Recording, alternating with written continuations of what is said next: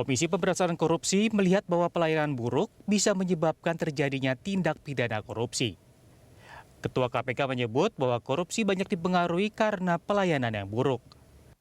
Saat ini KPK telah menjalin kerjasama dengan Ombudsman RI untuk memperbaiki pelayanan publik. Dengan pelayanan publik yang baik, penjamin kinerja aparatur pemerintah yang baik juga.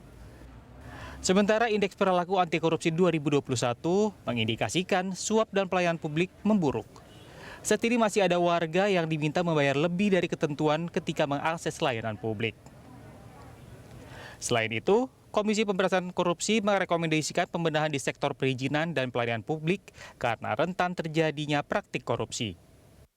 Pembenahan sistem perizinan tak hanya terkait dengan regulasi, tetapi juga persoalan kelembagaan layanan perizinan, infrastruktur sistem, termasuk juga etika birokrasi. Tim Liputan, Berita 1. Pemirsa, Indeks Perilaku Anti Korupsi 2021 mengindikasikan suap dalam pelayanan publik meningkat. Saat ini masih ada warga yang diminta membayar lebih dari ketentuan ketika mengakses layanan publik. KPK dan Ombudsman bersinergi untuk mencegah suap dengan mengawasi pelayanan publik di Indonesia. Untuk membahas hal ini sudah terhubung melalui telekonferensi PLT Juru Bicara Komisi Pemberantasan Korupsi Bidang Pencegahan Ipi Mariati dan anggota Ombudsman RI Robert Endi Jaweng. Selamat siang Mbak Ipi dan juga Pak Robert. Siang Mas Cikal. Halo Mbak Ipi. Ya, halo Mas. Selamat siang. Oke. Mbak Ipi dan juga Pak Robert, terima kasih ya sudah bergabung bersama kami untuk membahas hal ini karena ini kalau kita melihat data yang sebelumnya disampaikan antara indeks persepsi masyarakat mengenai anti korupsi dan juga dari perilaku di lapangan ternyata seperti ada inkonsistensi begitu. Nah, mereka sadar bahwa ada beberapa perilaku anti korupsi, tetapi pada praktiknya masih juga membayar suap atau diminta membayar suap. KPK sendiri melihat fenomena ini seperti apa, Mbak Ipi? Ya, jadi kalau bicara mengenai concern tentang peningkatan kualitas pelayanan publik, sebetulnya memang sudah menjadi concern KPK sejak awal KPK berdiri. Baik itu layanan publik yang terkait dengan perizinan maupun non-perizinan, begitu ya. Dan kalau kita merefer pada hasil survei atau indeks perilaku anti korupsi atau IPAK tahun 2021 yang kemarin baru saja dirilis oleh BPS, saya kira sebetulnya trennya menunjukkan hal yang menggembirakan ya, karena 4 tahun terakhir ini sebetulnya ada peningkatan begitu dalam aspek, khususnya kalau yang kemarin adalah di aspek persepsi begitu ya. Jadi dari 2 dimensi yang diukur di dalam IPAK 2021 yaitu dimensi persepsi dan dimensi pengalaman. Yang dimensi persepsi ini terjadi peningkatan cukup signifikan sebetulnya 0,15 poin kalau tidak salah, itu di poin sekitar 4,83 kalau tidak salah begitu ya.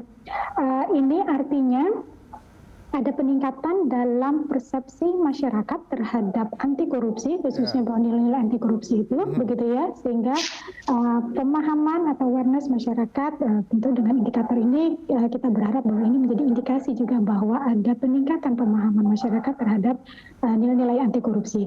Namun memang jika kita melihat pada dimensi pengalaman begitu ya, khususnya pada subdimensi pengalaman publik dan persepsi dalam lingkup publik, gitu, karena persepsi kebetulan kan ada 3 yang diukur di situ ya, persepsi di lingkup keluarga, kemudian di lingkup komunitas dan di lingkup publik itu sendiri. Nah sayangnya di lingkup untuk persepsi di lingkup publik dan pengalaman di sektor publik begitu ya, ya dari hasil survei itu relatif sama atau bahkan sebenarnya ada sedikit penurunan dari 3,91 menjadi 3,90 begitu ya. Ini artinya masyarakat paham begitu ya bahwa ini masuk dalam kategori corruption begitu, walaupun mungkin kategori ini kita bicara tentang petty corruption begitu ya untuk pelayanan publik yang disurvei oleh IPAK. Namun kemudian permisivitas masyarakat masih cukup tinggi di sana. Nah, salah satunya seperti yang disebutkan di dalam rilis BPS bahwa masih ada masyarakat dan juga bahkan pelaku usaha yang mengatakan wajar untuk memberikan suap begitu ya kepada pemberi layanan publik, baik yang diakses langsung oleh pemohon pelayanan publik tersebut maupun melalui perantara. Jadi memang ada PR besar masih yang harus kita lakukan bersama, bagaimana kita mendorong baik secara sistem dalam pemberian pelayanan publik bisa terus kita tingkatkan kualitas, profesionalitas aparaturnya begitu ya, dan membangun sistemnya sehingga potensi ataupun celah untuk terjadinya penyimpangan ataupun petty corruption di dalam layanan publik ini bisa kita hindari atau kita tutup. Kemudian dari aspek individunya sendiri, KPK melihat artinya dari pemahaman masyarakat terjadi peningkatan, namun ternyata masih tinggi permisivitas yang diberikan atau ditunjukkan masyarakat dengan tadi misalnya. Di lingkup keluarga dan komunitas juga memang terjadi peningkatan walaupun tidak terlalu signifikan angkanya. Nah sementara di lingkup publik tadi masih sangat permisif begitu ya, karena masih terjadi tadi praktek pemberian suap di layanan publik. Begitu. Oke, baik. Saya mau ke Pak Robert. Pak Robert, ya ini tadi ketika kesadaran di level komunitas itu sudah sebetulnya semakin meningkat, tetapi praktik suap itu masih terjadi di level pelayanan publik. Ini apa yang terjadi kalau Ombudsman melihatnya? Di mana pangkal masalahnya? Apakah memang karakteristik dari masyarakat yang memang maunya serba instan? Kita sama-sama tahu ada asas, sama-sama tahu pelicin begitu kan, semakin dibayar lebih urusan semakin lancar. Atau memang dari segi regulasinya yang mungkin terlalu kompleks, pangkal masalahnya Ombudsman melihat ada di mana? Ya, sebelum ke pertanyaan itu, Mas Ical, saya mau membaca data dulu ya. Oke. Kalau melihat studi IPAK itu dari skala 0 sampai 5, sesungguhnya capaian kita itu masih pada nilai tengah ini. Nilai tengah itu 3,88 ya tahun 2001 memang meningkat. Tapi meningkatnya sedikit dibandingkan tahun sebelumnya 3,84. Dan itu masih jauh dari target RPJMN, di mana untuk 2021 ini kan ditargetkan 4,03. Jadi masih ada ruang perbaikan yang masih perlu dioptimalkan untuk mencapai target RPJM secara nasional, gitu ya. Ini saya kira tantangan buat kita, baik Ombudsman maupun KPK dalam upaya pencegahan, upaya pengawasan, dan mungkin juga penindakan kalau sudah terjadi kasusnya. Nah, kembali ke pertanyaan tadi, di mana letak masalahnya? Tentu kita lihat dua sisi ya. Sisi pertama adalah sisi pemberi pelayanan atau penyelenggara pelayanan.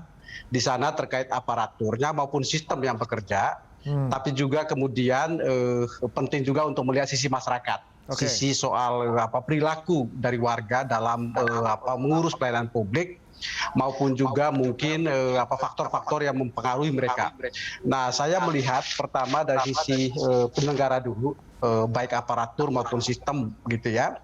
Memang kalau mental model budaya kerja birokrasi kita itu masih mewarisi budaya kerja lama. Ya, budaya upeti gitu kan. Kemudian juga seolah-olah yang membutuhkan pelayanan itu adalah masyarakat. Bukan justru negara hadir untuk memberikan pelayanan, bukan bahwa inti proses pemerintahan itu adalah pelayanan publik, gitu kan? Maka kemudian seolah-olah hubungan itu hubungan dalam relasi kuasa yang timpang, di mana si penyelenggara itu merasa dirinya sebagai orang yang berbaik hati, orang yang punya kekuasaan bahkan gitu, dan penerima pelayanan warga dalam hal ini itu adalah orang yang memohon. Orang yang mengiba-iba, orang yang meminta gitu kan. Jadi saya kira sih Mas, sebelum kita bicara sistem ya, mental model ini harus diubah dulu. Budaya kerja itu harus diubah dulu. Persepsi tentang penyelenggara layanan itu sebagai pelayan rakyat itu harus diperkuat. Bukan sebagai penguasa, apalagi penguasa yang harus selalu mendapatkan upeti gitu kan. Nah, baru kemudian kalau mentalnya sudah ditata, budaya kerjanya juga sudah berubah, baru soal sistem. Sistem itu terkait apa? Sistem yang terkait dengan pengawasan. Di sana terutama intinya di pengawasan itu bagaimana lembaga pemerintahan seperti inspektorat sebagai pengendali internal pemerintahan maupun pengawas eksternal seperti Ombudsman dan KPK itu harus makin bekerja efektif gitu kan. Juga sisi lain adalah pencegahan. Pencegahan itu berarti bagaimana membangun sistem. Sistem ini terkait dengan sistem integritas gitu ya, yang itu harus didorong makin berbasis pada platform digital. Termasuk misalnya bagaimana pembayaran itu tidak lagi dilakukan dengan cara konvensional, manual gitu kan, cashless basis misalnya atau payment. Itu penting untuk didorong ke depan sehingga kemudian proses pembayaran tidak lagi seperti praktek-praktek sebelumnya secara konvensional karena celahnya di sana. Nah, pada sisi lain tentu masyarakat itu budaya permisifnya juga masih kuat gitu ya. Bahkan atas layanan yang sudah gratis pun itu tetap saja kemudian masyarakat memberikan paling tidak uang terima kasih, tips dan sebagainya. Nah, perilaku seperti ini yang masih sulit untuk ubah gitu ya. Yang saya kira tugas kita semua, tugas media massa juga antara lain adalah bagaimana membangun kesadaran warga. Tugas kami juga membangun partisipasi publik agar kemudian memahami bahwa ini hak mereka dan dia tahu cara untuk kemudian mengurus pelayanan publik secara benar gitu ya dan menaati aturan-aturan yang ada. Yang jelas bahwa buat ombudsman dalam konteks pelayanan publik, korupsi itu berhulu pada praktik maladministrasi. Ya, jadi korupsi itu sebenarnya itu bermula dari adanya maladministrasi. Maladministrasi itu soal apa? Ada perilaku atau perbuatan yang melanggar hukum atau bertentangan dengan etika terkait prinsip-prinsip pemerintahan umum yang baik gitu ya. Yang itu bentuknya adalah bisa penyimpangan prosedur, bisa penyalahgunaan kewenangan, bisa penundaan berlarut dan sebagainya. Yang atas semua masalah itu biasanya ujungnya itu adalah dari pintu belakang lewat pembayaran pungli, suap dan sebagainya itu yang umumnya terjadi. Oke, saya underline tadi statement dari Pak Robert, ternyata ada yang lebih esensial daripada sistem, yaitu mentality. Karena serba salah juga ketika memang ada sense of social, tetapi juga di satu sisi ada aturan dan juga profesionalitas. Kita akan bahas usai jeda, Mbak Ipi dan juga Pak Robert, dan pemirsa tetap bersama kami di Last Talk.